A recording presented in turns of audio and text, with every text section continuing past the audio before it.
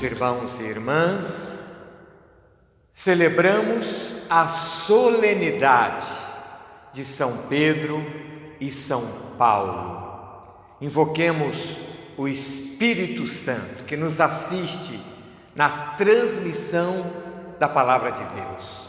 Ó Espírito Santo, dai-me um profundo amor ao Sacratíssimo Coração de Jesus, a fim de servi-lo de todo o coração, com toda a minha alma, com todas as minhas forças.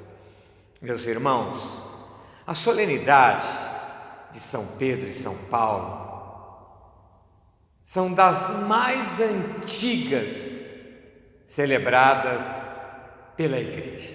Logo no início do cristianismo já se iniciou essa celebração da solenidade desses dois apóstolos, duas colunas fundamentais para a Igreja.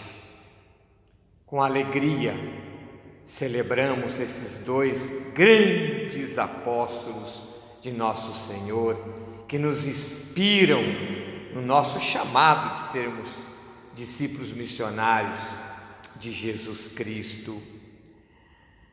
A Igreja reconhece a importância desses dois apóstolos para o cristianismo. Pedro, referência de fé para a Igreja, confirmou seus irmãos. Paulo expandiu o cristianismo para as nações pagãs. Foi instrumento dócil nas mãos do ressuscitado, com quem ele encontrou no caminho de Damasco. No entanto, em relação a Pedro e em relação à Igreja Católica, também há um motivo muito importante pela qual a Igreja celebra a solenidade de São Pedro e São Paulo. O ministério petrino que se perpetua na Igreja. Tanto que a Igreja celebra também, 22 de fevereiro, Cátedra de São Pedro. Trata-se de um ministério perpetuado na Igreja, na pessoa dos sucessores de Pedro, os papas que ocupam sua cátedra em Roma. Por isso, nosso Senhor disse a Pedro: eu te digo, tu és Pedro, e sobre esta pedra construirei a minha igreja. Fazendo um jogo de palavras, Pedro vem de Cefas, pedra. Jesus diz: tu és pedra, tu és rocha, sobre esta pedra edificarei a minha igreja. No entanto, meus irmãos, há também um outro aspecto pelo qual a Igreja celebra, um outro motivo. Quando a Igreja propõe as festas dos santos, ela quer que nos espelhemos nos santos como modelos de vida cristã. São Pedro e São Paulo, juntamente com todos os santos e santas da Igreja, são também modelos para nós. No Evangelho, vemos, meus irmãos e irmãs, que Jesus não se satisfez com as opiniões de terceiros a seu respeito. Uns achavam que era João Batista, Elias, um dos profetas. Jesus, no entanto, pergunta: para vós, quem eu sou? O Papa São João Paulo II, quando veio ao Brasil a primeira vez, em Belo Horizonte, no seu encontro com jovens, era esse evangelho. E ele disse: jovens, Chega um momento da vida que Jesus nos faz essa pergunta, e não é suficiente respondê-la baseado na opinião de outros. É preciso uma convicção pessoal. Pedro, como que presidindo o colégio apostólico, professa a fé. Exatamente nessa fé de Pedro, Cristo disse que vai edificar a sua igreja. Na fé de Pedro em Cristo, a pedra angular. Nós também, como diz o mesmo Pedro na sua epístola, pedras vivas desse edifício espiritual que é a igreja. Precisamos ter esse encontro com Cristo, meus irmãos. O Papa São João Paulo II, quando foi ao México,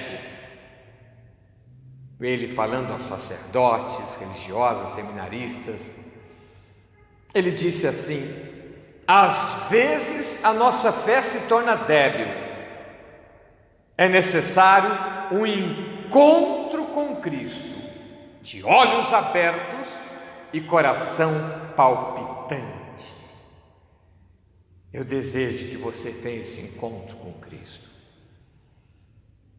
um encontro que marca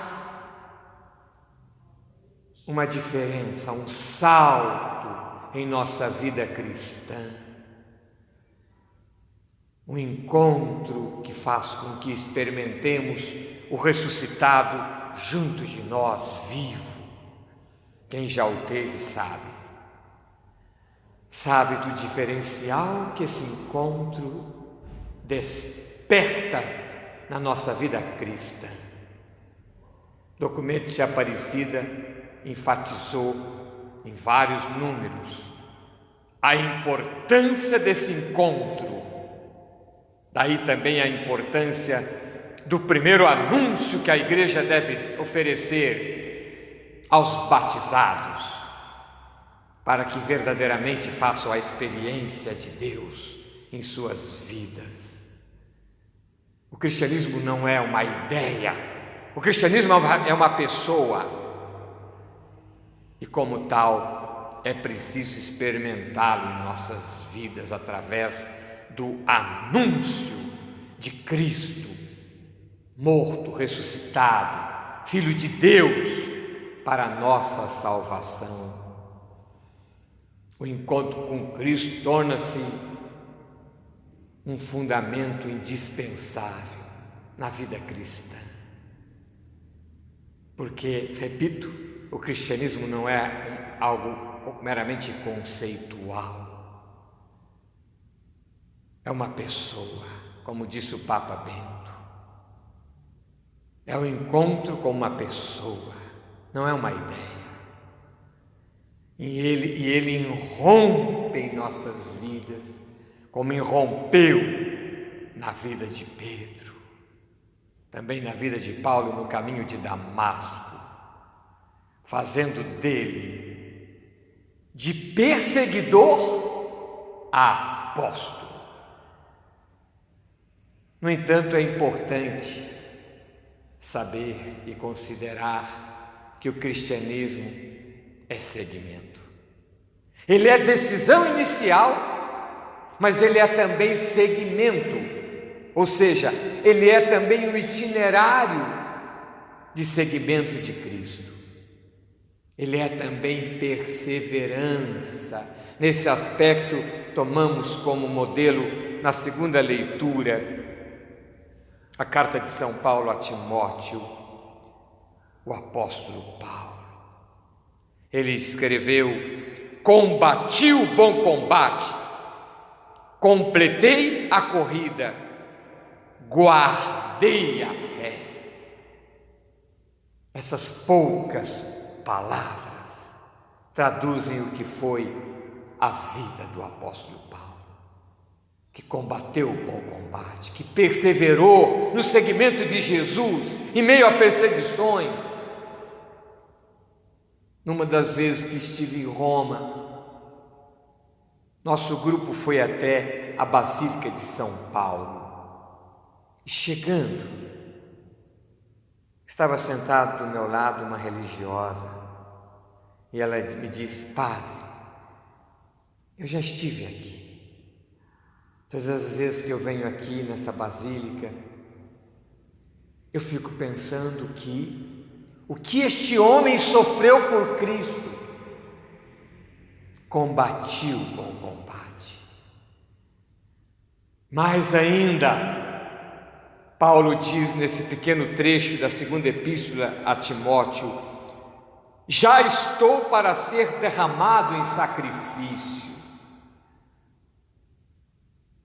O verdadeiro discípulo de Cristo partilha do destino do Mestre. Aliás, Jesus disse no Evangelho: quem quiser me seguir, renuncie-se a si mesmo, tome a sua cruz e me siga. Os mártires viveram isso na sua radicalidade. E Paulo pressente o martírio e diz: estou pronto para ser oferecido em sacrifício. No entanto, meus irmãos e irmãs, sabemos que a morte não tem a última palavra. Nesse aspecto, o apóstolo escreveu também: agora está reservada para mim a coroa da justiça, que o Senhor, justo juiz, me dará naquele dia. Isso me faz lembrar o filme de Paulo. Não faz muito tempo que foi lançado, com sucesso de bilheteria. Eu fui assistir com a minha turma de teologia, que eu ministro como professor em missiologia na nossa faculdade católica aqui da diocese. Fui também com a minha comunidade de leigo assistir uma segunda vez esse filme. Me chamou muita atenção uma cena que ele conversa com uma autoridade romana, responsável pela prisão em que Paulo se encontrava em Roma. E este oficial romano diz assim, com soberba: você é como que um chefe dos cristãos, mas olha onde você está, você é um prisioneiro meu. E Paulo diz: você já velejou? Quando você tem a experiência de velejar, por causa do calor, a gente estende a mão, pega um pouco de água e joga no rosto para refrescar. E aquela autoridade, aquele homem perguntou: como? O que você quer dizer com isso? E Paulo disse: aquela pequena quantidade de água que você pega na concha da sua mão é essa vida. E todo o oceano é o que Deus tem preparado para nós. De fato, na carta aos Coríntios, esse mesmo apóstolo diz: coisas que os olhos não viram, que o coração humano não imaginou, que os ouvidos não ouviram, tais são os bens que Deus tem preparado para aqueles que o amam. Por isso Paulo diz: agora está reservada para mim a coroa da justiça, que o Senhor, justo juiz, me dará naquele dia. Mas olha o que diz em seguida: não somente a mim, mas também a todos os que esperam com amor a sua manifestação gloriosa. Paulo nos inspira a perseverança na vida cristã, combati o bom combate. Nos inspira a disposição, se preciso for, dar nossas vidas por Cristo. Mas nos inspira também a esperança da ressurreição, da recompensa eterna.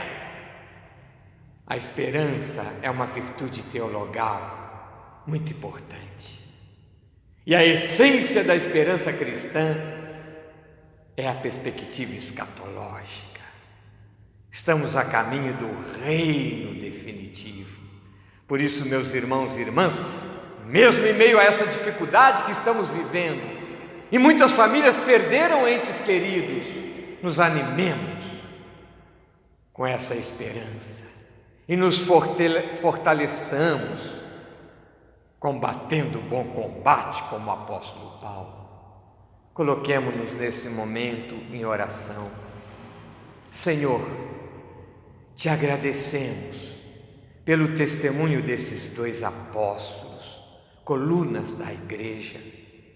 Inspirai-nos, Senhor, com o seu exemplo, nos abrindo mais e mais ao encontro com o Senhor, mas também nos fortalecendo na nossa disposição em te seguir até o fim. Por Cristo nosso Senhor. Amém. O Senhor esteja convosco, Ele está no meio de nós. Desça sobre vós, sobre vossas famílias, a bênção de Deus Todo-Poderoso, Pai, Filho e Espírito Santo, e permaneça para sempre. Por mais difícil que seja seguir tua palavra,